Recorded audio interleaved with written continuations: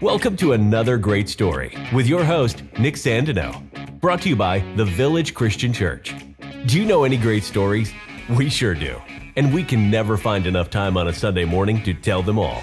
Here at Another Great Story, we tell the truth about where life change, life growth, and life purpose meets our everyday life, with the hope that you might experience God in your story.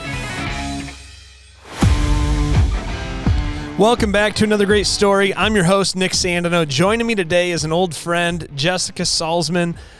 Sit back and relax and enjoy what is going to be personally one of my favorite shows that we've ever done. So enjoy Another Great Story. Jess, how's it going? It's going good. It's not even your first show you've been on. Right. What's the other, where could they find you at the other show? It's called She Decides. It's a women in business podcast. So, I wouldn't call myself a professional yet, but at least this is my second run with some feedback from Cora, my 12-year-old daughter. Yeah, what did Cora have to say? She told me talk slower and more into the microphone. I know. It's really temperamental, the microphones are. So we try to mess with it a little bit, but it is what it is, and people get comfortable. It's kind of like, I always tell people it's like talking on a phone. Yep. But you got to look at the person. Yeah. So I don't know if the next generation will be better at it with FaceTime and or remote. Yeah, remote-y. Right. This would be wild for us to think about if we were our kids' age. Yeah. That we were going to video ourselves and record conversations. Could you imagine? No. And have people listen to it. And then have an actual, listening community. Yeah. That looked forward to it. How did we get to know each other, Jess?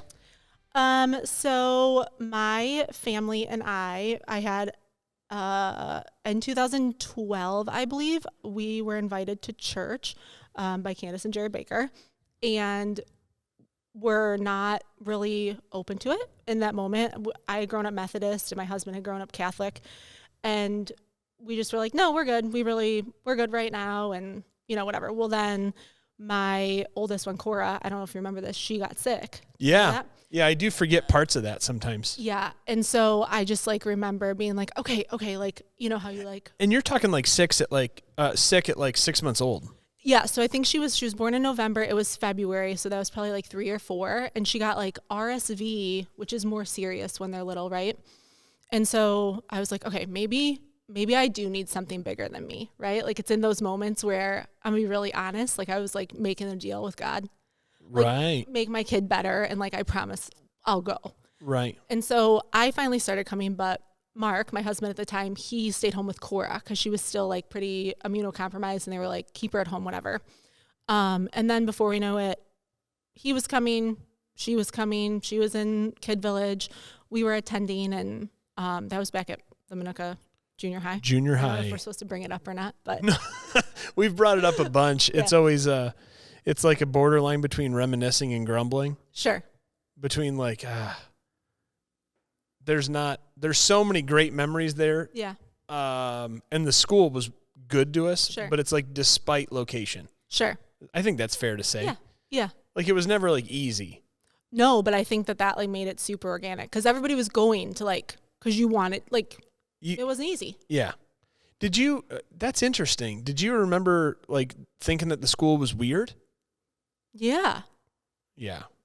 When I got invited, Candace was like, "So, my husband's the pastor. We meet in the school." And I mean, to be completely candid, I was like, I don't understand at all. Right. But then, why don't you guys have a building? Yeah. I mean, church planting. If you grew up in a denomination, Catholic or Methodist, not a thing. Start a church sounded why? Right. Right. Yeah. It's pretty weird. Yeah. And I guess I had never seen it done either. Mm-hmm. It was just all that we knew. And I think Jared and I were too young to not he had been a part of church plants, but we were still young enough to not know that there potentially could have been an easier way. That's sometimes better though. Right? Absolutely. What you don't know. Absolutely. And you're just in it, and it's great. I don't think any of us were making a decade or 15-year or 20-year decision. Right. It was just let's just do a church and we'll invite our friends to it. Yeah. That'll be fine. And then we would make friends and you'd just be like, you should come check it out. Right. You know, which was mostly like our wives, because we weren't in that community the same. Yeah. You know? Yeah, I never really thought about that, but that's a good point that they were kind of positioned to do more of that. Well, especially like in the schools. That's what I'm thinking. Because that's where you were working? Yeah, so I actually was working at the school, but Mark started with Candace. So they knew each other first. Oh, I didn't realize that. Mm-hmm. Crazy, so right? How long had you guys came before I hit you up for student ministry? Oh, gosh. So I think that I don't even think a year. So all at the same time, and this has come up a few other times, we had a consultant who we've brought back to work with us again named Brian. And he was all over me. You can't do this all alone. I'm like, I'm not. I got Brittany. She does girls, and I do the guys. Yeah. And so we're fine. And he's like, no. Like, that's not sustainable. You can't, I don't know. You can't handle more than the 15 or 20 kids you got at that level. I was like, okay. We got it. You know. Right. But then it was like you guys came along, and it almost was like they work with students already. I know. So it was like, it's safe enough. It was safe, and it was like, and they're fun. Like, these would be people Brittany and I would hang out with. But it was you that we were after. Because Mark hadn't been around a whole lot. Mm-hmm. And so it was really like when I asked you to do student ministry, I remember not knowing who Mark was. That's interesting. I don't remember. There's a lot, I wouldn't know that, you know? Right. But that's interesting. Yeah. But because you were like, yeah, my husband and I are both in, and I was like, this is total risk. I don't even know this guy. Right. And you're like, no, people like him. He's great. Right. I was like, people like him more than they he's way better he's way better than me. I wouldn't have had any, it just was like a exciting time of growth. 2012. Is that what you said? Cora, we came in 2012. That's when Cora was, it was probably like 13. I would say no later than like 2013, 2014. I don't know, it kind of all blends together. When did it go from being like, I'm invited and I've got this sick kid and this isn't as weird as I thought, to being like, this is more than like church attendance? Or do you remember when it started to move that direction, when you started to like inquire that there was more? Yeah. Well, I just think it was like the way that people behaved. Like, it was like, maybe this is a different, like, I don't want to say a different type of life, but there's something different about these people that we are surrounded with, like when we are around people from the village. And it was just so genuine and so like loving that it was like, I wonder where that comes from, and like I wonder how they do that so well. I was super prepared for something to get to me in this episode, yeah, and I didn't think like that would be the part. We are only like 6 minutes in. Yeah, we're at the 8.5 minute mark. Yeah. That means a lot. And I don't mean that because it's like a reflection of me. It was just nice that there was it's nice to know that somebody noticed that you cared. Yeah. Well, and I think that Mark was a harder sell because he was super science-based. Right. And had so many questions. And so I think that the genuine personalities and characters of people really were like the catalyst that like allowed the openness. Because I think that if it would have been more like regimented and rigid and like scripted, I don't know if that's the right word. Yeah. I don't know if like, I can't say that he would have never explored it. That's not up to me. Like that's totally a God thing. But like, I do think that those genuine personalities and like the genuine relationships and like authentic people really did allow for that openness. See, what I remember, just bits and pieces of Mark's story on that, where I remember him asking me, like, I still have questions. Is that okay? I was like, yeah. Like, I need you to help me clean up food right now and hang out with, like, I need you to play a game for a minute and be social with kids. Yeah. I'm like, and totally investigate. And he was like, I can do that. And he like, it was almost like this, like, I remember him saying, I'm getting stuff out of it every week that we do it. I just don't know like all the answers yet. And I was like, oh, no. This isn't like a come with all the answers sort of agreement. Like that's not what any of our church is. Like, we know a God who has all the answers. We just, this is like a very much in work in progress, you know? Right. And so I remember that, but I also remember, like, I think when you describe somebody who has like a science mind, and has like that brand of skepticism, that you wonder, you like get an image of somebody who's way more uptight than Mark was. Yeah. Do you know what I'm saying? Yeah, I agree with it. Like very rigid. Yes. There's like very a more stoic. rigid. Yeah. And Mark, like, so the piece of Mark's story that stuck with me was when he said he liked singing worship, and at the time nobody sang along. Like, you know what I mean? We were trying to teach people to worship and sing, and it felt like that was as much of an uphill battle as any of it. Yeah. You know, do you remember it? Like participation was, everything was new to most of our attendants. Yeah, that's so true. You know, so like when Mark was like, I like singing, I was like, thank you. Like Sure. you know, and he was like, and then I found myself singing those words, and I was like, I think I agree with these. And I thought, that's cool. That's like a unique story. Yeah. Like and the science guy. when you sell, like, I know, obviously I knew that his story more personally and like the change of mindset. And I think when you find, like, when somebody with such a sciencey mind it's not like a but, it's an and. Like, there can be science and God. Yes. Like, it's so much more real because, like, those type of people have gone through every single thing in their head and, like, have somehow figured out, like, how it can be God. Yeah. And at that point, like, they just strengthen each other more. Yeah.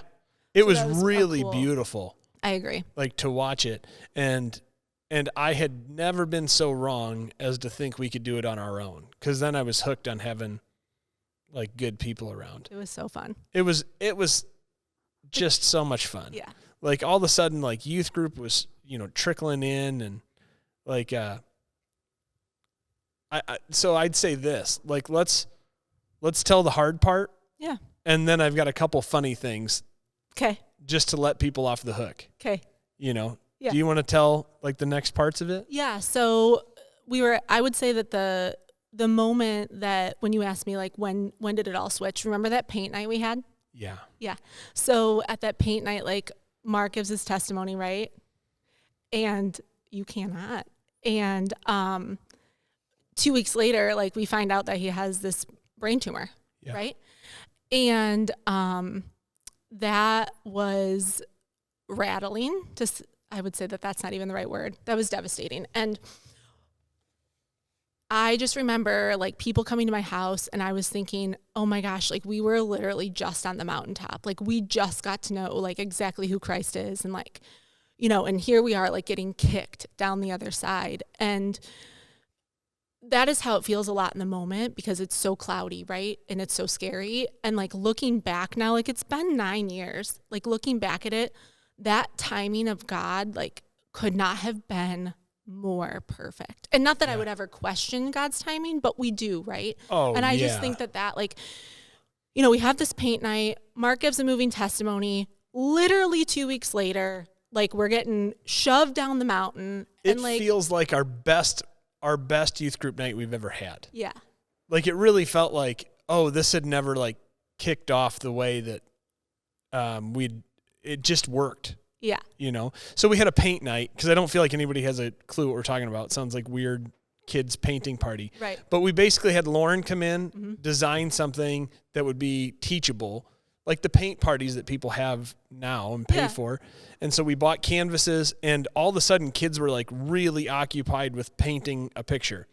And do you remember we're painting, like, a cross? Yep.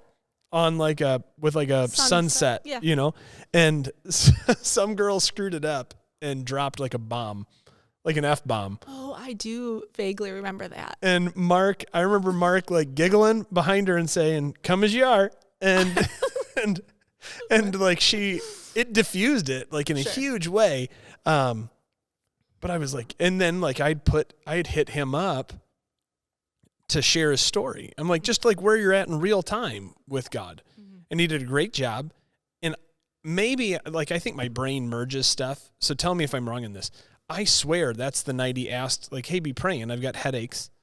Probably. And it was that close. Like it was hours, it felt like. Because I thought it was like within the following week that it was like I got an appointment Thursday, but then you made him go Tuesday because it was like not setting well with you. Yeah, and he like forgot to get core or something, and that was like so odd. So he went on a Wednesday. By Thursday, we were in Joliet. By Friday, we were in Minneapolis, or in Rochester, in Minnesota. And we went, and we were like, okay, like, oh my gosh, God's got us. Like, it was such great. Yeah. It was it seemed like although it was a brain tumor, it was like, this is the best type of brain tumor. Like, I mean, we had people tell us that, like, this is going to be okay. It's going to, like, I have a letter that's probably had it his whole life. Like, we're going to do this procedure, and like, he's going to go back to work and after spring break and be fine. Relieve pressure. Yeah. All of that. And then, so we went and did the brain surgery, and we were like, okay, like God still got us. Like and again, we were brand new. Yeah. And so we're like, that like new green Christian that's like, it's so good and it's going to be great. And like, we have these tools and, God's got this and all that. And then it just kind of never got better. Not just never got better, but the pace of Sunday to Wednesday to Thursday to Friday didn't slow down for 6 months. Yeah. So that was the other thing, right? Like I was pregnant with Liv. Yeah. And were you pregnant at that Wednesday or at that Sunday night paint night? Mm-hmm. Did we know? Do you remember? Mm-hmm. Because I was like, I had Liv in May. The whole thing took like 9. I had probably just found out I was pregnant, to be honest. No, I knew I was pregnant. I was probably 3 months pregnant. Right. And so, yeah, this person who was 29 and healthy who was fit, who was an athlete, was just like declining in front of our eyes fast. Yeah. And so then by May, like I knew something was wrong. We were in and out of the hospital, and I don't really let things go. I'm like, I kept saying like something's wrong. And so finally by May, we were back in the hospital, and my mom and dad were like, can you just have this baby? Because it was right when I was due with Liv. Like, can you just have this baby, and then we're going to figure out what's going on with him? Because by that time, it was just not moving, like all that. And so that's when we found out. You feel like you're in this long-term stalemate instead of this, like, house fire. Right. Yeah. And so then I had Liv in early May, and within a few days, we realized that what we thought it was and what we thought was going to be totally okay was actually terminal. And at the best case, you have, 6 months, and, there's no hope at that point besides like a miracle. Right. Which, I don't remember. Like, I wish I had journaled or something. Maybe you did. I tried to, but. Yeah. I don't know. I remember like praying confidently, and I remember praying like boldly. Same. And I remember even like in no hypocrisy asking other people to, but also thinking there's like no predictability to when God is going to do something miraculous. Mm-hmm. Like you can't conjure it. No, and to like what the miracle is going to be, because what I wanted the miracle to be, and like what God's the idea of a miracle would be or is in this situation that, we're so focused on getting this person better, this dad, this husband, this, getting that better, that I don't think we weren't willing to like see the capacity of like maybe the miracle that could have been taking place that wasn't necessarily him being better. No, capacity is the right word. We just couldn't know, Jess. No. You just don't know what you don't know. Yeah. I remember because they wheeled Mark in for Liv's delivery. Oh, yeah. I do. And yeah. There was humor in it too, though. Listen, if you're not, you gotta laugh a little. Otherwise, you're just gonna sit there and like cry. Right. So like, yeah, it was. There was like moments of laughter, and there was moments where Mark was more endearing than ever. Sure. And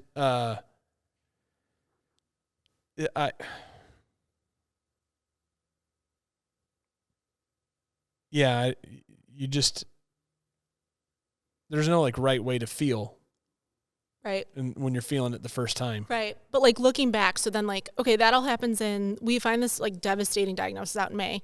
The church opens like literally the next weekend. Yeah. And then Memorial like, Day. Yeah. Yes. So, and then like people are like, can we have like a prayer service? Remember that whole thing? Yeah. And like the church had just opened and like, it was so just like, even in the moment, like the timing of all the things and all of the feelings that come with all of that. Yeah. It was pretty like noteworthy. Still, like I think about that timeline too. Of like God's kindness in it, or? Yeah. Yeah. I probably have not let myself think about it to like remember it. Yeah. Like there was a kindness in it, and there was a place that people could go to like process, even if they had never thought about processing like something like that in a building like this. Yeah. Before. Yeah. It was 2016. It was Memorial Day. And then the part that I remember, so I remember having the feeling like, this is unfair. Why would God do this? But I remember having that feeling at 14 or 15. You know what I mean? Like processing God's unfair. Like, why would he do this? Not cliche, but very much like what you would expect somebody feeling pain. Sure. Right? So there's like, I kind of feel that, but I know better than to lead in that. Right. You know what I mean? Right. But like, I also understand why anybody else would feel like this is unfair. Yeah. And I don't even remember saying it out loud or like communicating it, but I do remember somebody saying, like maybe it's God's kindness that Mark knows him now, and that this tumor that did potentially sit dormant for 29 years is now doing a thing that it wasn't supposed to do after his name's written in the book of life. Like it's locked up. Yeah. You know, like our worst case scenario is eternity here. Right. You know? Well, and I think that like I trust God so much now that like you saying that, it isn't even a question to me. Yeah. No, it's not. Like, it's not like maybe. It's like, of course. Of course. You know? Yes. And I think I remember you saying like I'd make that deal. You know, for eternity. Like I wouldn't trade eternity for, I don't want to put those words on you. Yeah. You know? That's true. You're right. And like, you were right. It's just not something we've talked about in 7 or 8 years. yeah. You know? Yeah. I should watch what I say. I'm just kidding. No, that is, I mean, yeah, I think that like, especially even now, like I have 2 kids that are, 12 and 8, and I have a husband, and I have a business, and it's so much easier to function when like I have my eyes on eternity. Yeah. With everything. I mean, not even something this heavy, right? Like with all of it. Yeah. Even like the mundane stuff you're dealing with today or tomorrow. Right. Or like it's just the only way without sounding cliche. No. Like literally. Anything that you ever thought was a cliche, then when you live it, you're like, oh, it makes, that's real. that's real, and it makes real. more sense. Yeah. And Mark finally passed in November, right? Mm-hmm. Like the first week in November, first couple days. Yeah, early November. So, and then, and we don't have to get into all of it, because that was a lot. That was so dark. It was just like, it was just dark. It had been a pace that nobody could keep. Mm-hmm. And it was like, at some point this race needs to end. Yeah. And that's where the darkness comes, is like the end of the race is Mark's not going to walk out of here. Mm-hmm. At this point you're talking like you're still praying for a level of miracle that not that God couldn't do. No. But like, I remember saying like, okay, well, cause like, not anybody listening. Some people don't know my personality, but I was like, well, God's either got to fix him or he's got to fix me. And like, I might be a more difficult task. and like kind of looked up what I was saying. It like, you want to go? Like, because that's how, at that point I was like, I don't understand what just happened. I don't understand how it's ever going to be okay again. Leading like, up to his passing or like in the moments following? In the moments following. Yeah. Because like, I was like very aware of the situation at hand, and also because of the people we were surrounded with. You got like you and Lauren, Candace and Jared, like Kelly Chaston, like, you know, Katie, like our families. Like I fully believed that something miraculous could happen. Yeah. And then we come to terms with like, we're not getting the miracle like we want it. And so, okay, now it's time to like pick up like the war zone that had ensued for the past 9 months. I promise if somebody's listening and just like in a puddle in their car, like I promise to go to a happier place. Yeah, let's do it. Okay. There's like the one thing that I remember being so palatable, and this is the last dark thing I'll go to, maybe, I think. I'm sorry. Is that okay? Oh, yeah, of course. I remember being with you and him in the room, and the feeling that like he just wasn't there anymore, you know? Like a literal, like I'd never understood like the separation of like who you were from your body. And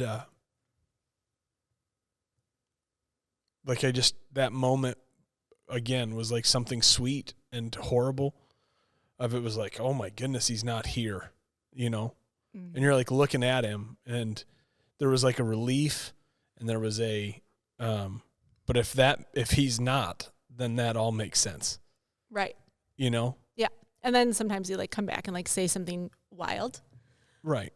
And like, yeah, it was an experience that, as hard as it was, I'm so grateful that I got to that we got to experience it with the support that we did. It's you would never wish it on anybody, and there's no way of like understanding, and I don't even claim to understand your level of it. You know what I mean? Sure. Like I'm not claiming to understand your level of pain or grief or grieving or healing. But it's I just had this conversation with Lauren and Bennett that like I hate that I know that it takes pain to grow. Mm-hmm. You know, because I would love to keep people I love from pain. Mm-hmm. But at the same time, and I'm not saying exclusively, like I know God's done wonderful things in joy before and after. Mm-hmm. Like you just said, like, and I want to get to those things. Like you have these two beautiful girls. Yeah. That I remember thinking about these days. I know, me too. You know? Mm-hmm. Mm-hmm. I just remember being like, okay, and like, yeah, you don't understand my pain, but like I do think back, like you guys all had to deal with me in my pain. And I think that there's such like no one shied away. Oh. Or like it was like a tag team. Like even if it was so much, like it was like a tag team, and I appreciate that. I remember like that texting with Jared or calling Jared and just being like, if you're not there, I'll stop by, or if you know, like at the hospital or at OLA or at, you know, and he was there gobs and Candace was there gobs, and I don't think we would do it differently, you know, other than to not do it at all. Right. You know? Right. But then you have this new baby. Yep. Like you have a baby that's 6 months old when it all, 6 months old. So I was like 30 years old. I had a 6-month-old. I had how old was Cora? 4 or 5? She was 5. Or 4. She just turned 4. It's like, what are we doing now? Right. And it was really hard. And then finally, I don't know, like, I think I just got tired. Like I just got exhausted and was like, okay, like I do have to like let go of my expectation of what all of this is going to look like about everything from here on out. And like, I'm going to let like God take over, which was hard because like I had never been burned by a person. Like, honestly, like I grew up pretty, I don't know, it was not that hard. And then to feel like in that moment that I've been burned by God, and now I'm going to give him all my trust again because it's the only thing, because I'm just tired. Like I've come to the end of it. Yeah. There's a clean way to tell this story where we like wipe the whiteboard off of any of the hard parts that follow. Yeah. like there's a clean way to be like, and 9 years later, you got a good husband that you love, and you got 2 great girls, and your business is doing well, and it's like, and you can erase like, and God's good, and we love Him, but it was like, it was hard. Yeah, it was, and but like I just remember like sitting with you like with you and Candace and being like, okay, like this is the only option. Like I'm gonna pray to God, and we're gonna keep praying specifically, and we're gonna keep praying for my kids, and we're gonna keep doing this, and like just kind of like head down, press forward, and eventually one day like it all kind of just it got lighter and lighter and lighter. Yeah. And not to say it wasn't heavier, it wasn't dark, but like you just kind of saw the sun, like hypothetically the sun start to rise again. And yeah. You the thing that was really special on your side of it to witness was your vulnerability, like your integrity in it. Because it would have been okay either way, to get angry and pull way away, or to kid yourself and say it's okay. And like it was pretty like vulnerable the whole way through it. Yeah. I would never be able to say it was okay when it wasn't. I mean, right? Like that's just my personality. And I also like clung to like, okay, well, this is my God, and if I need to be angry, like I can be angry with Him and at Him, and He understands, and I can still come back and the next day feel like total faith in all of it, and like just that like wrestling with our Creator, I think just grew my relationship even more with Him. There's something about like vulnerably being able to talk to Him like a dad, like you know, like, and like He's not reacting in emotion at all, thank goodness, because right, like if could you imagine if like I can imagine talking to my dad like that, right, like initially, you know, and thank God literally that He is just so much bigger than like all of our humanness. Yeah, it's really precious. Yes. And it's a side of Him that like just takes so much time to get to know. You know, that you just can't like race into. Like you couldn't communicate that. I can't re-communicate that to my kids. Like you can't just re-communicate that to the girls. No. You know, No. and it'd be like, see? Yeah. Like He's so dependable. He's so unmoving. He's so not in His emotions, but He's also compassionate and empathetic and loving. And there's like a warmth to that. Yeah. But He's not going to overreact. No. And or like speed it up because that's what you like think you want. Right? Like, brilliant. Not at all. And I think looking back and like the easiest way, not the easiest, but a good way to do it with my kids is like, look at where He was faithful. Like look back, like when you are wanting something or you're waiting for something and that wait just seems like forever. It's like, but you have to remember like the pattern and like, remember maybe He didn't show up like in your timing before, but like, but He did, and He did. Yeah. So then there was like a year of recovery, and then you came back to student ministry. And like right up until what? Until school started? Yeah, I think so. For the girls, or for Cora.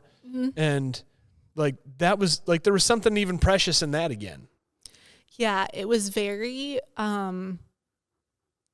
yes, that was like it was therapeutic, I want to say. It was like an open wound that I was tending to, like while it was healing it, and also like I could not tend to it, which I really appreciate that, because I feel like if I would have just never come back, I would have healed, but like it wouldn't have healed all the way through.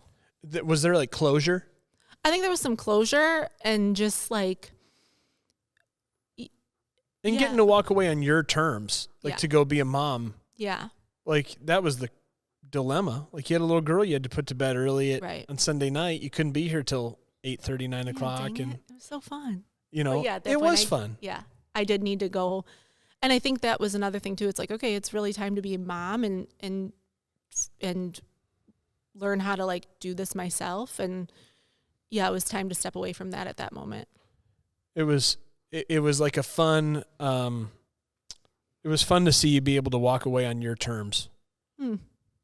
That's interesting. I never thought about it. Like I didn't think about it like that. Well, I mean, it's hindsight. Like it's in real time. I don't think I had that then. Yeah. But to look back and be like, this was like even the progression of like new students coming and you were just Jess, you know? Yeah. Like you weren't part of that story necessarily to 100% of the students there, you know? And so to get to walk away, tell us about like where the girls are at now and tell us about Eric. Yeah. So my girls are 12 and 8, Cora and Liv, and they are great. They're just like awesome personalities. They could not be more different. Yeah. You know, Who's like who or who? So like, Cora is so just me and like, you know, rule follower and like analytical and she worries and she's a little anxious and really in her head. And then you have Liv that's just like not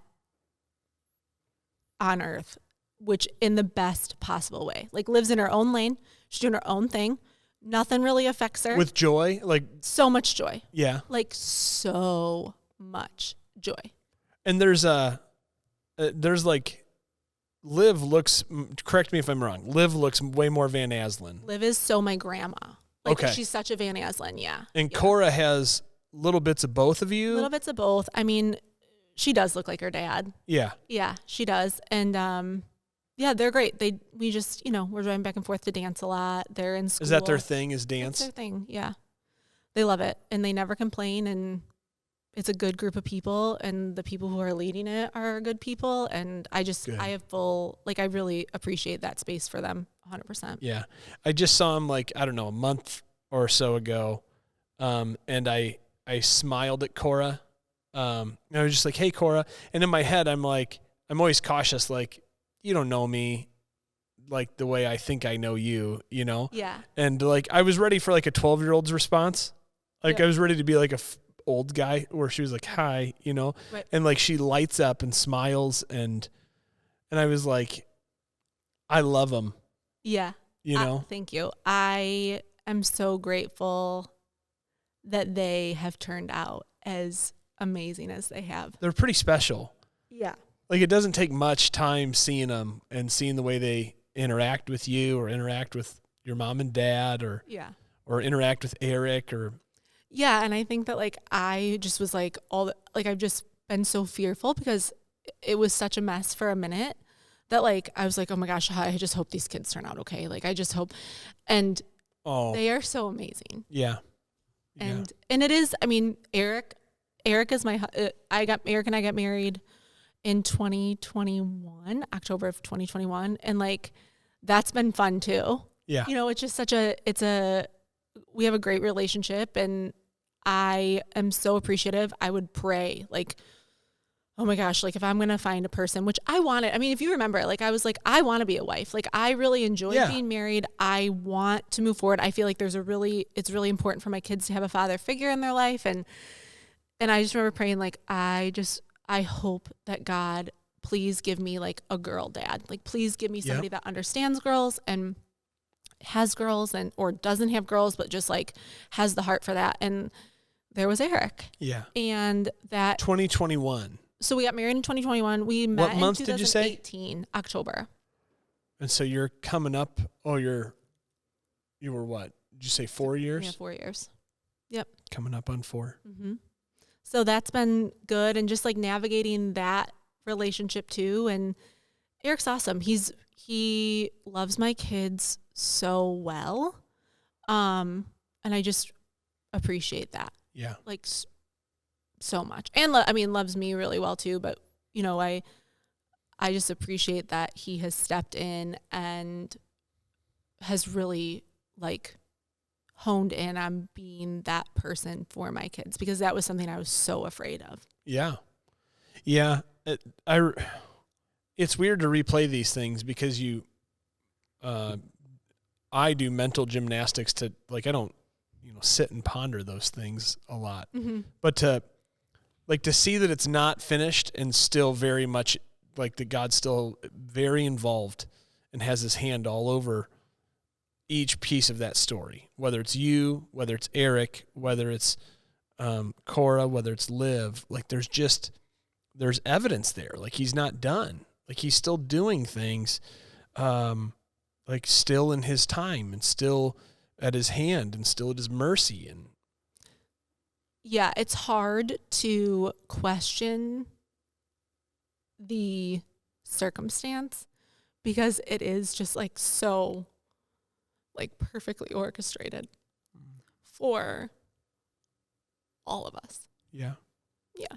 What would you say to somebody who's in it themselves? I would say to give yourself all the grace and like know that God can literally handle whatever you're throwing his way. And I think that the only way out is truly like sitting in it through. Like there's no shortcut and there's no like, oh man, easy route. And I think when people be like, you're doing so well. And I'm like, yeah, but you should have seen it. And I think that that's the answer. Like no skipping around, no being like, but God's so like all of those cliche things that like don't help in the moment, but you're like saying it because that's what like feels like what you're supposed to be saying.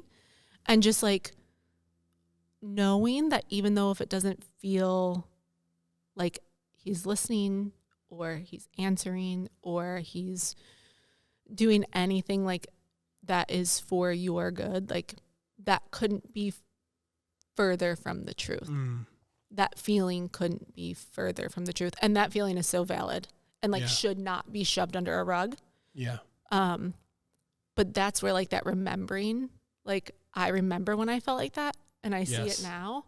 And like it just makes a faith that like is unbreakable. What's next? What do you see God doing around the corner? Are you future focused or are you like just like really in the present? I am future focused sometimes. And at the same time, I kind of like, I like to kind of have my own plan. And as soon as I do, it seems like God's like, okay, ma'am, not yet. So like I've kind of in the last, I would say year, have kind of just like hands off, like where you want me is like what I will do. And like, I'm just going to follow your lead. And so I do think about future, like just our lives. And at the same time, I'm kind of like curious just to see like what God has in store. I think like I'm more of like a curious human right now than like this is what I want. Like I'm just more like, why don't you just show me? I really like that. I think that's a really neat perspective of like whatever. Yeah, and like I know it's gonna be great. Whatever in the most respectful way. Yeah. Oh yeah, not like whatever. Like literally whatever. Like you haven't steered me wrong yet. And so even I know, even if something feels a little wonky, like I know that will get me to the end point that like will, again, not to sound cliche, like will glorify the kingdom. And like when you like that purpose makes it all just like so much easier to carry. Yeah. Right? I mean, I like the human resiliency, like equipped by God. Okay. Like I'm not trying to like put credit on you or take credit on me or something, but like what God creates, like the resiliency that God develops in somebody is far more than I ever thought people could survive or what people could endure, and then like, the kindness to which he can do it with and still, like come out on the other side more trusting and more loving is one of the most beautiful pieces of your story, and I'm glad we get to put some life back, like breathe some life back into that, Yes. Cause I wonder like who doesn't know, like who didn't know. Yeah. And I was telling you earlier, like time has lapsed. And so like, it's so great to like not have that be my identity. Like, oh yeah, it's like I am a business, like I own a business now and I have 2 daughters that are 12 and 8 and I'm Eric's wife. And, I like, it's just so great to know that that's part of my story. And then also just like know that like there is so much more too. Yeah. It's relieving because to live in that's like, nobody wants like a devastating ending. Right. And I'm so grateful that like, it's so good. I think that might be it. Like no devastating ending, Yeah. Do you mind if so where we usually wrap up, I'll pray for you. Okay. I give you the window to pray if you want to. But I started this new thing who was on here last? Oh man, this is how poorly my brain works on these things as I move on to the next one. Who did I just have on here? And they prayed and then I prayed. Oh, it was Mason. Oh yeah. And he's got a baby on the way. Mm-hmm. And so he prayed, but then I was like mush. And so I was like, I had to pray for you and your baby coming. Like, yeah. Could I hit you up for that? Would you pray? Sure. Okay. God, thank you so much. And thank you for this opportunity for Nick and I to sit down and talk. God, I just want to be really clear as to how grateful I am for you just always showing up for us and for showing up for my family and I from the beginning of our time at the Village and even before that, but vividly when we joined the Village and then all the way until the end of our time. I'm just really grateful for everything that you have done, everything you're doing, and everything that you will do in the future. Obviously, I just thank you for my kids. Thank you for my husband and Eric, and thank you for the opportunity that I've had to grow and know you in the way that I do. God, thanks so much for Jess. Thanks for, this isn't the first time we've prayed together. And I don't think we knew in the early days of student ministry what you would do or what we would have to depend on you for. But I'm so grateful that you're here and that you still love us and that you still pursue us and that you're still patient with so many things. I do thank you for Jess and for, I thank you for Mark and for the time that we had and for just how meaningful it was, for this flash in the pan of something so special that we got to be a part of. And then I thank you for the redemption of things that you've healed since. And Lord, I thank you so much for Eric and just the guy that he's been, and to be a good husband and a good dad to those girls. And so, God, I thank you for the girls. I thank you, and I pray for them. God, I pray that you'd pour your Spirit out on them in a way that their joy would be fostered, that they would eagerly look to what's ahead, and just what Jess said, on whatever's going to make your kingdom known, whatever's going to make you popular. We're eager to be a part of it, God. We love you, and we're so thankful for moments like this. It's in the name of Jesus we pray. Amen. Amen. Jess, thanks for being on. Thanks for having me. Yeah. Thanks for being brave enough to do this. Yeah. I knew it could be tricky. I'm going to close this out with this, and then we'll get out of here. Thank you. Thank you so much for joining us for another great story. Make sure to click that subscribe button so you never miss our latest stories. And if you are in the market for a great church home, check us out at thevillagechristianchurch.com. We've got more great stories ahead, and we can't wait for you to hear them all. So until next time, keep living another great story.